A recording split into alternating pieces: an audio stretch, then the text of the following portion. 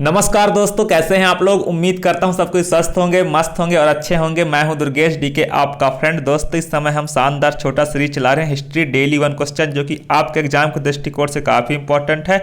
तो प्लीज़ आप लोग इसे नोट कर लीजिएगा। दोस्तों इसका कैप्शन क्या है? तबाही 2023 एग्जाम क्रैक 2023 सिर्फ आपका होने वाला है। बी आर स्टूडेंट्स, हम स्टूडेंट है, स्टूडेंट की डिमांड पर हमने शानदार क्वेश्चन आप लोगों के लिए लेकर आए हैं। तो आप लोग इसे प्लीज़ नोट कर लीजिएगा। दोस्तों इसका फोटो आपको हमारे टेलीग्राम चैनल पर मिल जाएगा और टेलीग्राम का लिंक डिस्क्रिप्शन में है। दोस्तों क्वेश्चन क्या है? निम्नलिखित में से किसने तिलक की तुलना सागर से व गोखले की तुलना गंगा नदी से की? क्वेश्चन क्या कह रहा है? निम्नलिखित में से किसने तिलक की तुलना सागर से व गोखले की तुलना गंगा नदी से की थी? तो महात्मा गांधी जी ने तिलक की तुलना सागर से की थी और गोखले की तुलना गंगा नदी से की थी। आप सब जानते हैं दोस्तों, सागर यानी समुद्र से गांधी जी किसकी तुलना करते हैं? बाल गंगाधर तिलक की तुलना करते हैं गांधी जी, और गोपाल कृष्ण गोखले की तुलना गंगा नदी से जी से करते हैं कौन? गांधी जी करते हैं दोस्तों। तो आपका ऑप्शन नंबर 1 करेक्ट है। और जो कि इंग्लिश के अभ्यर्थी हैं तो लोग भी नोट कर पाएंगे, इंग्लिश ने भी हमने क्वेश्चन बना दिया है। दोस्तों अगर हम बात करें आपके एग्जाम के दृष्टिकोण से काफी इंपॉर्टेंट, हमने व्याख्या बनाया, तो व्याख्या भी आप लोग इसे देख लीजिएगा। अगर हम बात करें गोपाल कृष्ण गोखले से गांधी जी की मुलाकात कब होती है? 12 अक्टूबर 1896 को गोपाल कृष्ण गोखले से गांधी जी की मुलाकात 12 अक्टूबर 1896 को पुणे के फर्ग्यूसन कॉलेज में हुआ था। फर्ग्यूसन कॉलेज में गांधी जी की मुलाकात किससे हुई थी? गोपाल कृष्ण गोखले से हुई थी और गांधी जी उन्हें अपना राजनीतिक गुरु मानते थे। गोपाल कृष्ण गोखले को आप सब जानते हैं दोस्तों, गोपाल कृष्ण गोखले को गांधी जी अपना राजनीतिक गुरु मानते थे। गांधी जी फिरोज शाह मेहता की सलाह पर के सलाह पर मुंबई से पुणे गए थे, जहां वो गोखले के अलावा लोकमान्य गंगाधर तिलक और आरजी भंडारकर से भी मिले थे। कौन? गांधी जी मिले थे। और जब गंगाधर तिलक की मृत्यु हुई तब गांधी जी बोले थे कि मेरा मजबूत बचाव अब चला गया इस दुनिया में। गांधी जी बहुत दुख प्रकट करते हैं जब लोकमान्य गंगाधर तिलक जी की मृत्यु होती है तब।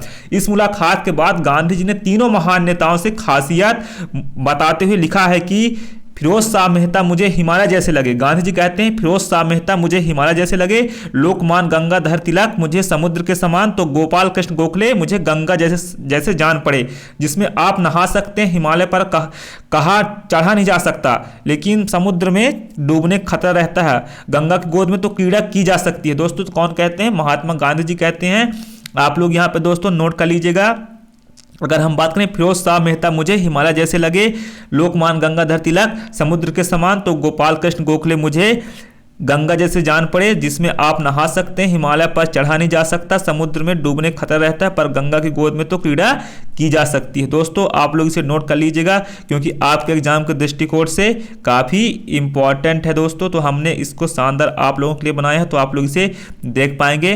अगर हम बात करें गांधी जी का योगदान काफ़ी इंपॉर्टेंट माना जाता है, भारतीय आज़ादी में बाल गंगाधर तिलक का भी योगदान माना जाता है। अब हम आप लोगों को इमेज दिखा देते हैं। ये हैं फिरोज शाह मेहता जी और ये हैं एनी बेसेंट। आप लोग एनी बेसेंट जी को देख लीजिए, ये एनी बेसेंट थी, आप सबको गूगल में मिल जाएगा, इससे कोई दो राय नहीं। अगर हम बात करें Dadabhai Naoroji grand old man of India तथा भारत के ग्लैडस्टोन की उपाधियों से अलंकृत दादा भाई का जन्म महाराष्ट्र में 1825 को हुआ था। हमने चारों ऑप्शन का आपको छोटा सा व्याख्या बता दिया दोस्तों।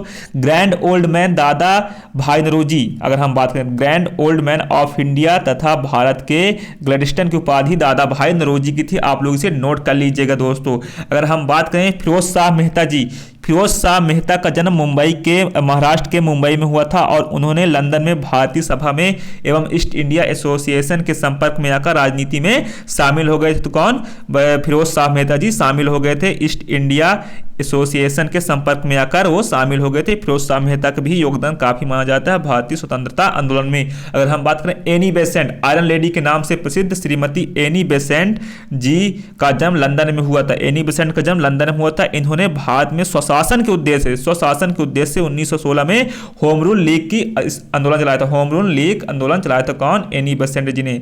दोस्तों उम्मीद करता हूँ वीडियो पसंद आई होगी, ना भी आई होगी तो आप एक फ्रेंड के नाते कर दीजिएगा, क्योंकि हम भी आपकी तरह स्टूडेंट्स हैं।